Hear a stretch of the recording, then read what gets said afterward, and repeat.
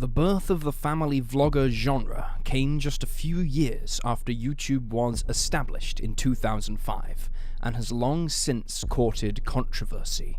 From allegations of child exploitation to very real cases of recorded child abuse, there is something to be said for those who view family channels with an element of skepticism. In 2017, the now infamous Daddy05 channel came under fire for showing repeated abuse of a young boy under the guise of playing pranks. Internet outrage grew so big that eventually the parents who owned the channel, Mike and Heather Martin, were charged with 2 counts of child neglect. They subsequently entered an Alford plea and were given 5 years of supervised probation.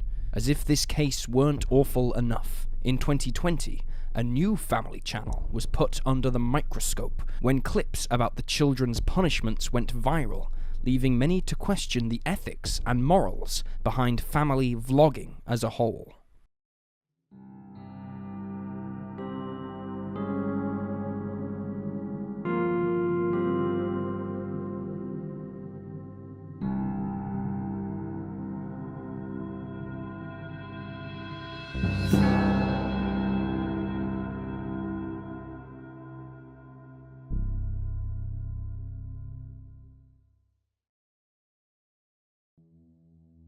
Ruby Griffiths was born in Utah in 1982 and was one of 4 sisters. She met Kevin Franke, an engineering professor at Brigham Young University, shortly after entering adulthood, and the pair quickly tied the knot and gave birth to their first child, Shari, born in 2003. 5 more children followed afterwards, with the youngest being born in 2013.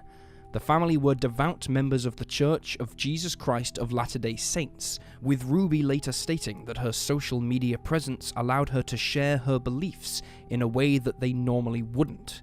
In 2015, Ruby began documenting the lives of herself, her husband, and their children on the YouTube channel 8 Passengers. Over the years, the family's regular vlogs garnered them more than 2 million subscribers and around 1 billion views.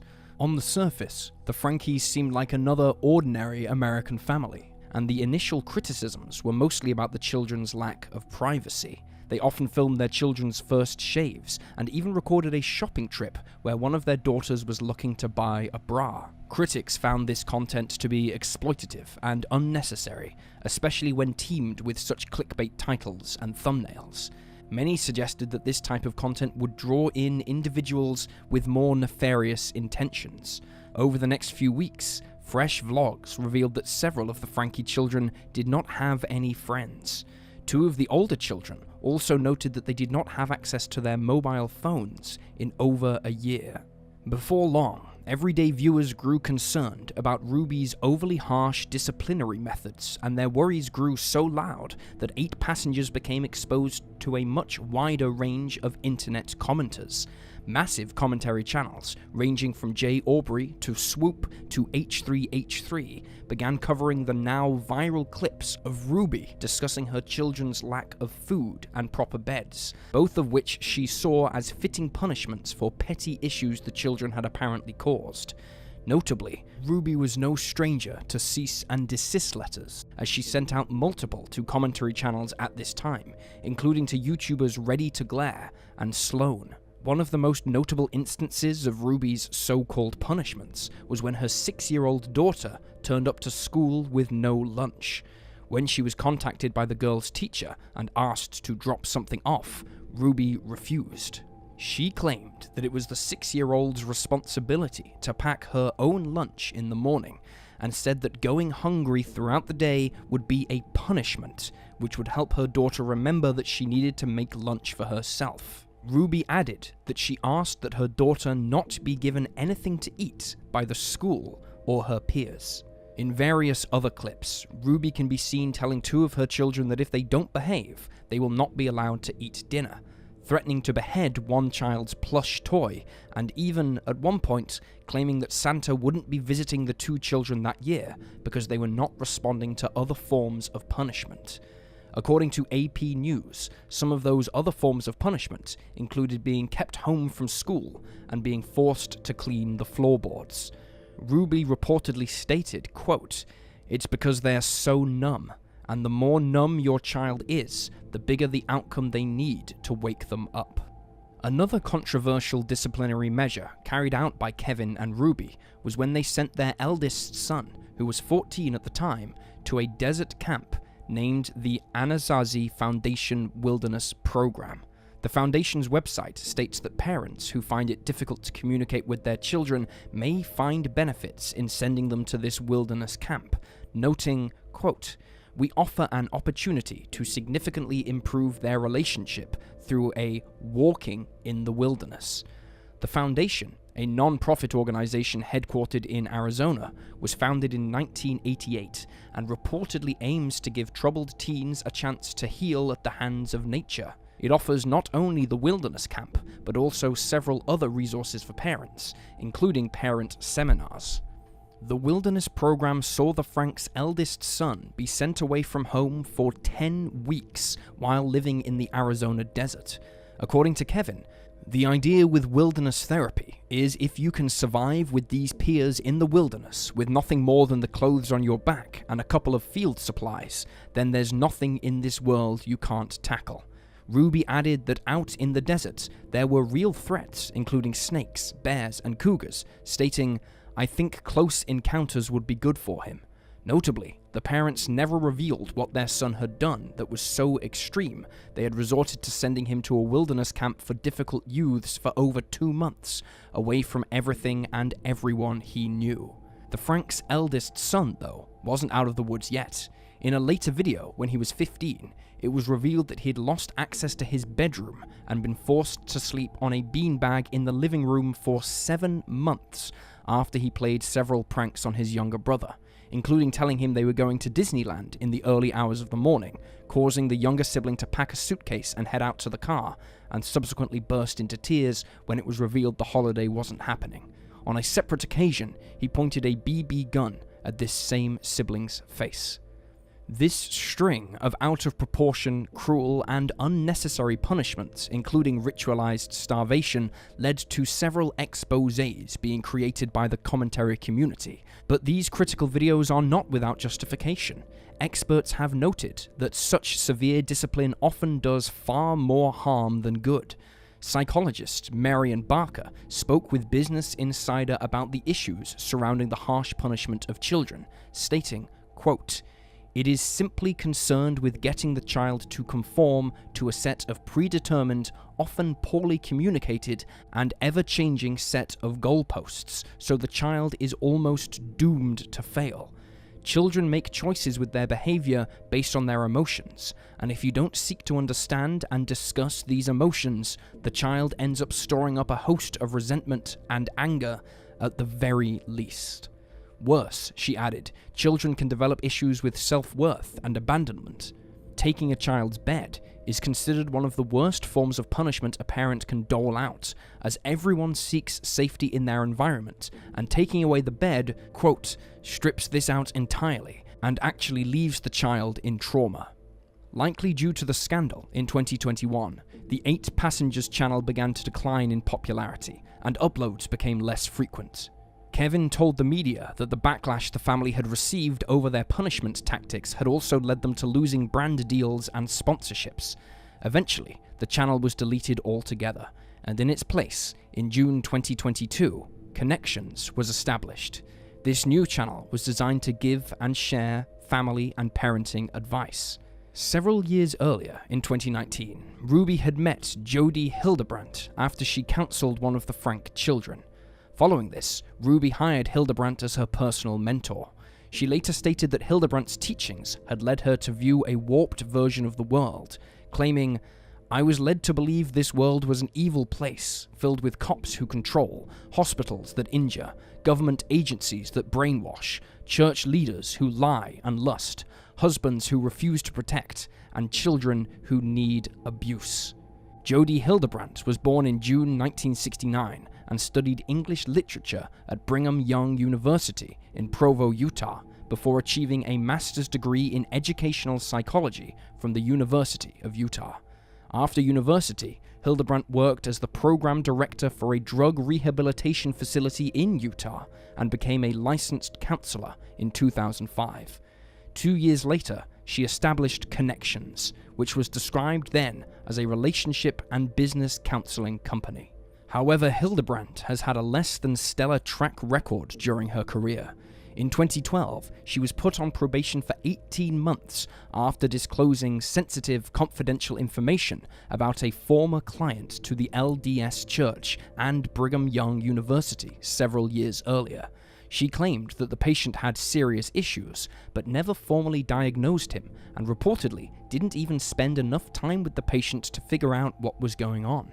Furthermore, in 2010, a teen living with Hildebrandt, described as her niece, reported her to the police after being forced to sleep outside in a sleeping bag and having duct tape placed over her mouth. The teen also described being made to wear the same clothes for weeks on end, and investigators discovered that the girl was not enrolled in school. The teenager told officers, "Jody is some kind of therapist and thinks she has all the answers, but Jody insults me all the time in front of others and acts like I am evil by not letting me talk to kids or others." Neighbors recalled that in 2020, the Franke family first moved to Springville. Initially, they interacted with their local church and the children befriended others their own age. But as the years passed, the children were eventually removed from school. Around the same time as Connections came into play, Ruby and Kevin separated, with Kevin moving out of the family home in August 2022.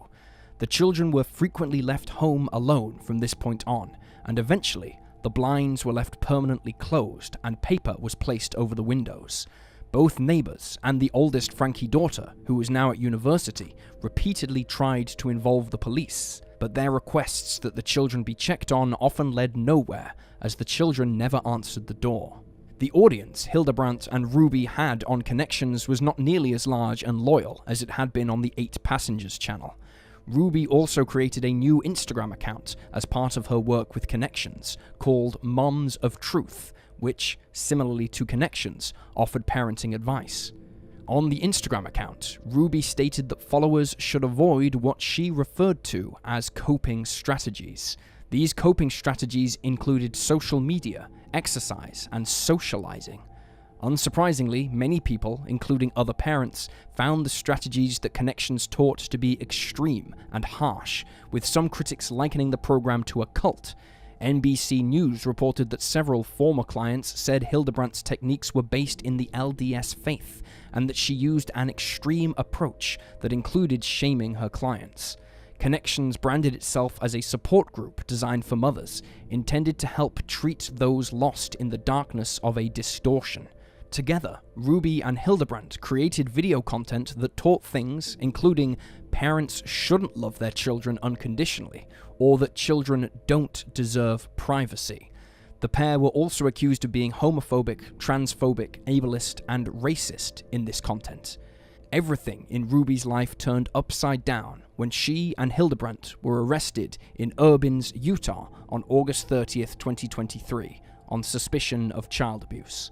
Shortly before their arrest, Ruby's youngest son, now 12, climbed out of a window in the home he and his siblings shared with Hildebrandt and ran to a neighbor's house. He asked for food and water, and the neighbor was alarmed to discover duct tape on the boy's ankles and wrists. They promptly alerted the police.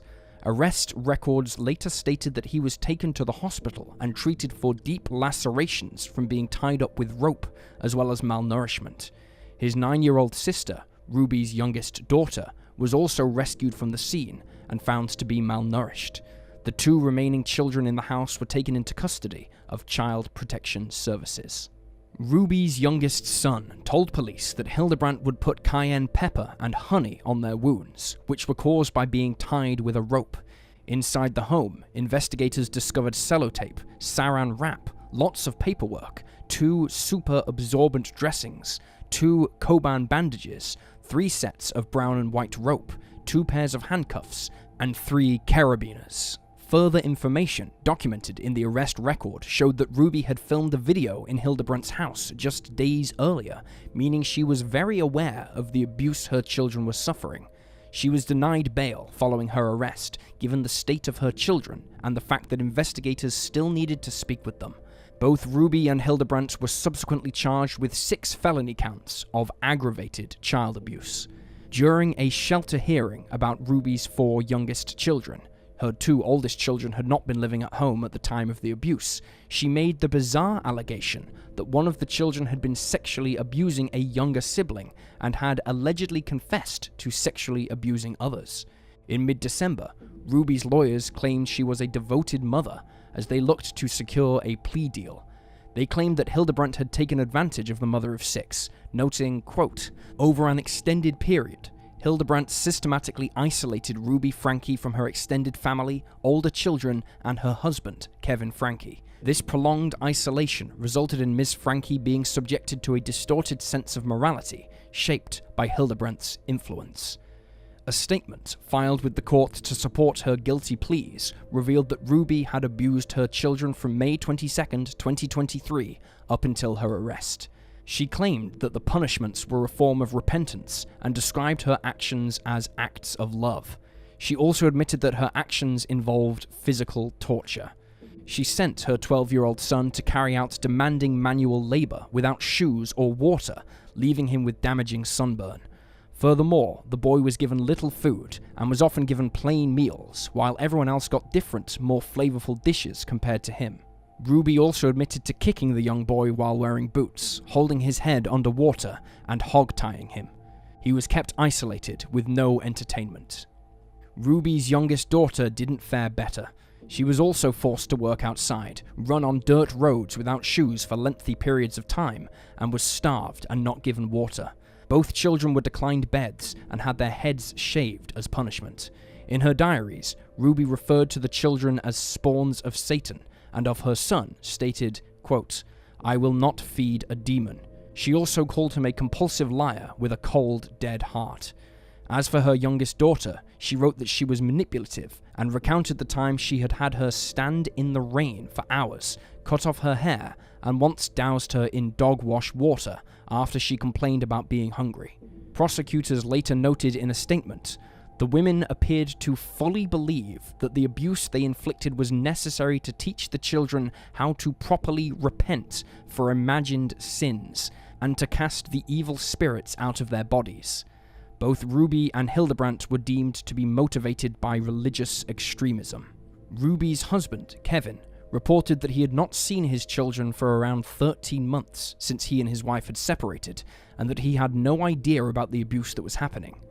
He added that Hildebrandt played a role in the couple's marriage disintegrating, claiming that she manipulated him and destroyed his family, as the relationship between Kevin and Ruby grew strained after she began working on Connections.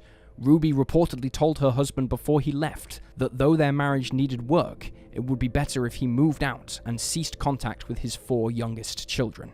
Notably, following her mother's arrest, the oldest Franke child, Sherry, who was 20 at the time and studying at university, posted a picture on her Instagram stories of police officers at Hildebrandt's house, simply captioned, "Finally."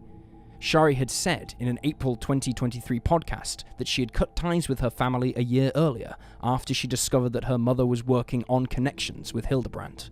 In another Instagram post, she wrote, "Me and my family are so glad justice is being served.